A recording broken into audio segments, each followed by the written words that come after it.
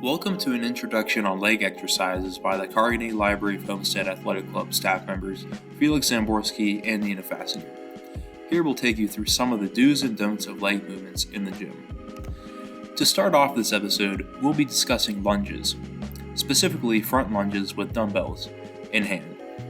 A lunge is simply extending one leg in front of the other and lowering the torso towards the ground. It is an exercise that targets all of the muscles in the leg and posterior chain. Here Nina is showing some of the no-nos of lunges. The first variation of a lunge, which inhibits good performance, is too close of a stance. This mistake prevents the correct muscles from being used and will ultimately be ineffective for the desired results of strengthening and conditioning the quadricep, hamstring, glutes, and lower back. Keeping the legs too close together prevents the torso from descending optimally, which doesn't place tension on the legs as it should in the deeper stance. The second mistake is placing the feet too far apart. This has had the same effect as the previous variation in not targeting the muscles properly. As mentioned before, the lunge should make all the muscles in the legs load-bearing. In this variation, depth is also inhibited, preventing load being placed on the quads, hams, and glutes. One thing to keep in mind with these mistakes with the front lunge is that both variations prevent knee flexion, which is subsequently preventing depth. Depth is key for the muscles to be used, which is what exercise is for the use of muscles.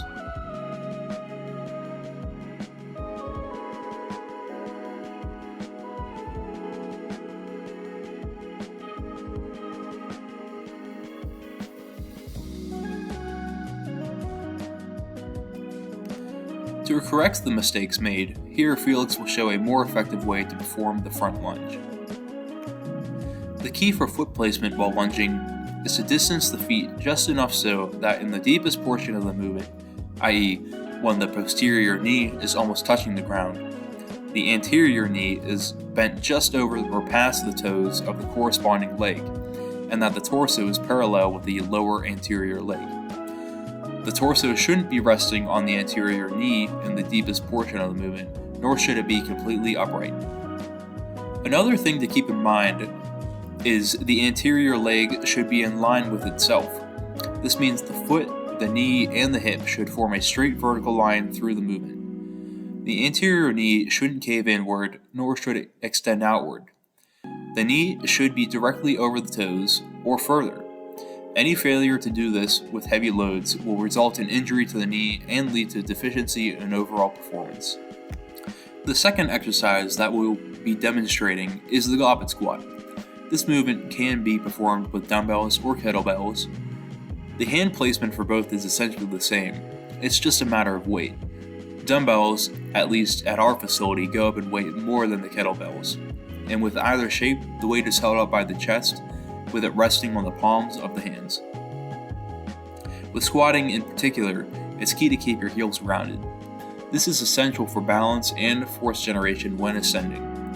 In this stance, while Nina is demonstrating failures in performing the exercise, she is utilizing a valid method in the case of her heels. If either your ankle mobility or hip mobility prohibit your heels from being grounded during the entirety of the movement, place something underneath your heels to keep them grounded. Failure-wise, there are a few instances to be avoided here. Firstly, is not keeping your chest upward and bending at the hips too much. This pairing prevents this from being a leg exercise and transforms it into a lower back exercise. As you can see, with this fail, it's the back lifting the weight up and not the legs. However, there is a need for some forward movement of the torso and bending at the hips, not only to stay on balance, but to descend at all. If the hips aren't bent at least a little bit, then the whole leg can't open and close as it should to descend properly. In all, it's a balancing act between more and proper hip, knee, and foot placement. With the goblet squat, you want to spread the legs outward enough for the elbows and weight to be placed between the legs in the deepest portion of the movement. While it is said to keep your heels grounded, if you are looking to practice squatting without assistance for heel elevation, you can train your ankles and hips to become more mobile. Felix's force generation does take a hit by moving the weight up onto the balls of the feet. If you're looking to improve your form and can withstand the balance requirements, give it a try, especially if you're trying to be better at it. One thing to keep in mind if your heels elevate and you're not using assistance is to be mindful to keep the weight directly over the balls of the feet. The pressure points on the ground while your heels are elevated. The third exercise is the Bulgarian split squat. It is at its essence a lunge that is assisted by a bench, with one leg being load-bearing and the other simply acting as a kickstand or balance. The failures associated with this exercise closely mimic those of the regular front lunge, with either too close foot placement or too far foot placement, and consequently placement of the torso.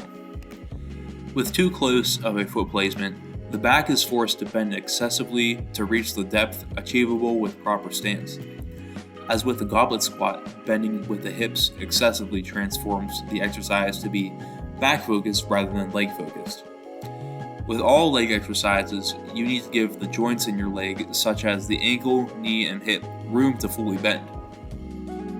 Having the legs spread too far apart is also detrimental.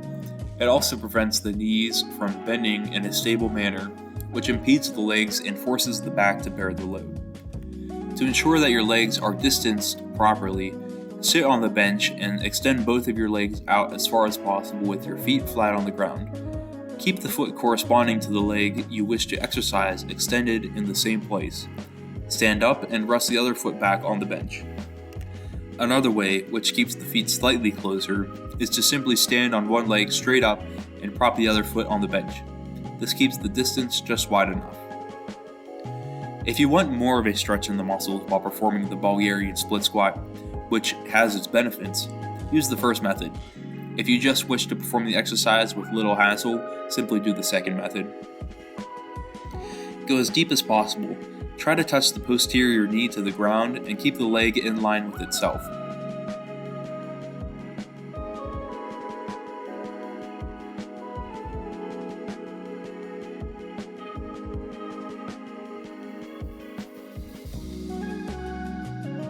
Don't allow the knee to extend outward away from the foot, nor inward away from the foot. Keep the knee directly in line with the foot.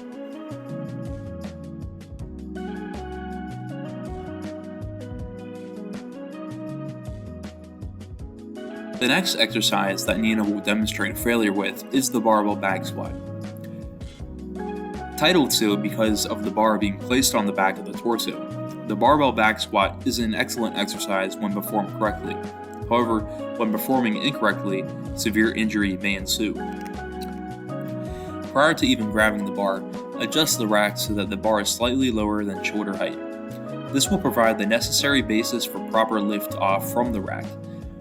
Also, simply squat down as deep as you can with no weight and see what height your shoulders are at. Adjust the safeties to be slightly lower than the height as well. This will ensure that if you are to fail a squat attempt, you are not forced to fall to the point of straining your back. The movements of the barbell back squat include bending at the knees and hips to drop the torso as deep as possible and then raising the bar. You place your feet in a stance which allows for the deepest descent. That stance typically has the feet placed slightly wider than shoulder width and toes slightly pointed outward. This outward position allows for the knees to bend in a manner which consequently allows the hips to open in a way that permits the deepest descent. Keeping the feet too close together and facing them forward ultimately prohibits the hips from opening optimally and the knees from fully bending in a balanced state.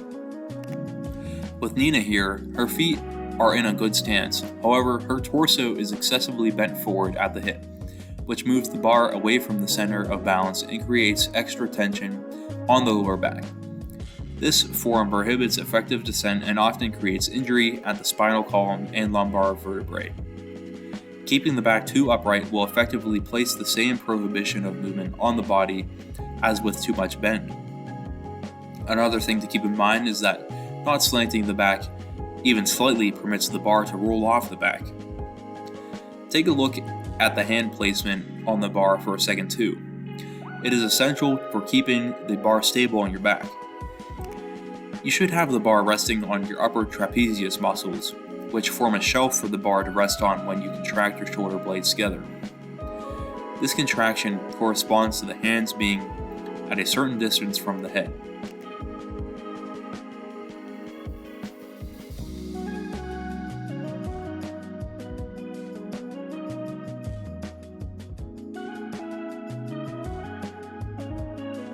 If the hands are too far apart, then the traps can't contract effectively. If the hands are too close, then the bar is counterintuitively pushed farther behind than the traps can assist with. Due to the trapezius contraction being inhibited by poor grip technique, the person performing the squat is prone to losing balance and control over the bar. In addition, there will be less of a cushion for the bar to rest on, leading to possible bone bruising of the vertebrae in the neck area. After gripping the bar equidistantly and in a place optimal for trap contraction, step under the bar with a stiff contracted abdominal muscle core and the chest facing forward. To lift the bar up, lock the knees and hips, which will naturally lift the bar off the rack due to how it was positioned before.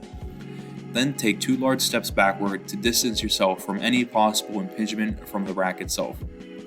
Take as many miniature steps as needed to position the feet properly. In preparation of the squat, take a decently deep breath. Bend at the hips first, kicking the butt back slightly. Then bend at the knees second, lowering the butt to the ground while keeping the chest as forward and up as possible on the descent and ascent. Much like the goblet squat, the heel should remain on the ground for the entirety of the movement for force generation and balance sake. Although if you're trying to improve and have the necessary balance, raising onto the balls of the feet is okay. Okay, not preferable. Throughout the movement, it is key to keep the weight directly above the pressure points on the ground simply to keep the center of balance within the column. To re-rack the bar, focus on one side at a time. Due to the great level of fatigue reached while squatting, it's best to focus on one thing at a time, as the mind and nervous system are affected much like the muscles themselves. The deadlift in principle is fairly simple. It's simply moving a weight that starts in a dead state, resting on the ground, and raising it with the elbows locked out. Although it is simple, that doesn't mean it isn't difficult. It is because of its simplicity and difficulty that many weightlifters actually test their raw strength by performing this exercise. Here, Nina is demonstrating some ineffective and downright dangerous ways to deadlift. Firstly, she doesn't bend at the knees enough, which forces her back to bear the load. Secondly, she doesn't keep her back firmly straight, meaning her vertebrae aren't in line, making the vertebral column as it should. If you bend your lower back especially, the weight inevitably will injure it. It may not explode, but maybe it will feel like it did. As you see here, the added weight to the bar elevates it to a height which allows for proper form from the start. Heightening the bar permits the back to stay straight from the start because bending further than a stable back allows for with the knees bent isn't needed. When deadlifting, think of thrusting the hips forward.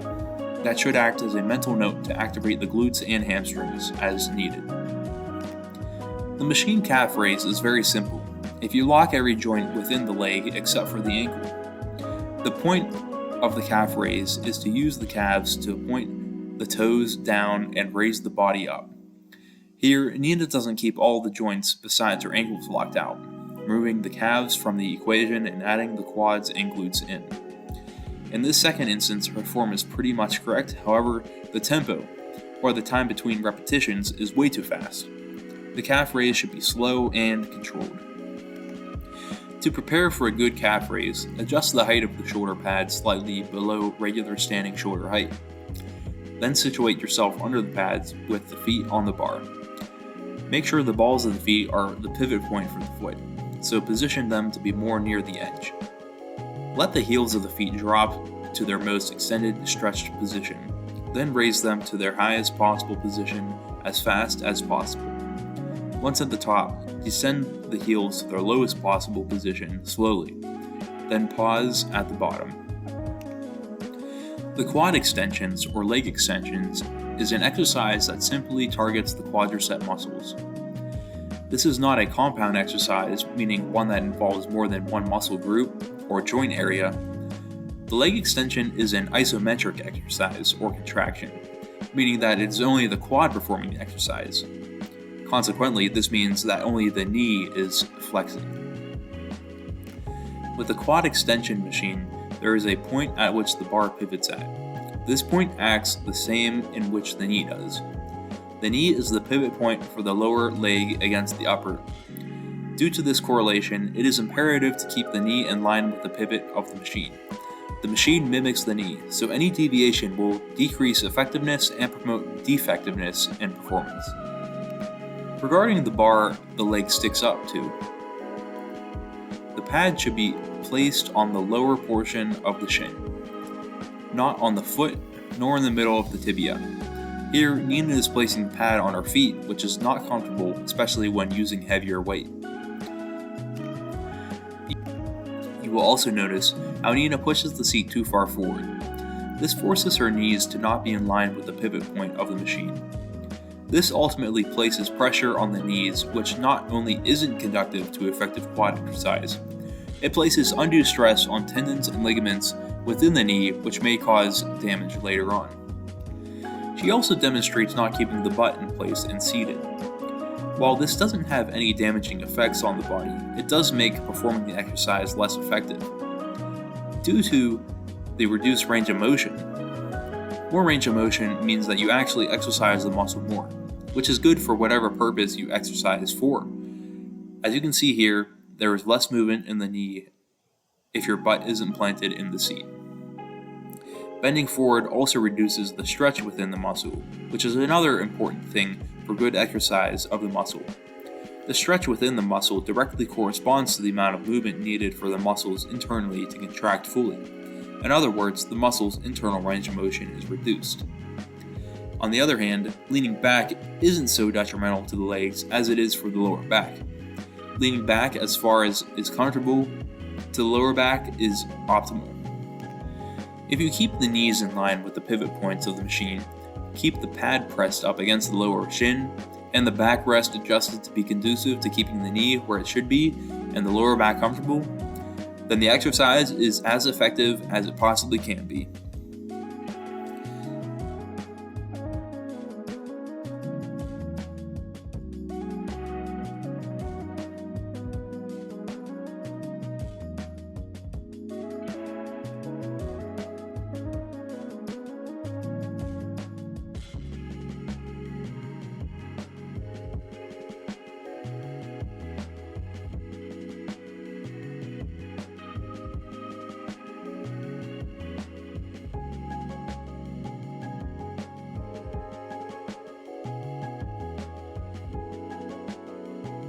For the hamstring curl, the same principles of positioning are essentially the same as with the quad extension. However, the contraction doesn't occur within the quadriceps.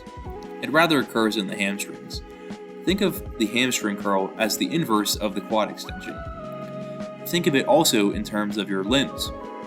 The arms and legs correspond in the sense of the quads extending the leg and the triceps extending the arms. The hamstrings curl the leg and the biceps curl the arm. For this exercise, make sure the pads are adjusted to be placed just above the knee and right on the Achilles tendon or upper heel. Make sure the pad is secured and your quads are firmly down. There should be no wiggle room or distance between your leg and the pad. Not having the pads where they should be will result in unnecessary difficulty in keeping the knee where it should be. A pro tip, especially if you're looking to create an extra stretch in the hamstring while performing this movement, is to wrap your arms around the handles instead of gripping them with your hands. The stretch provided by extending the chest down towards the legs themselves is a game changer.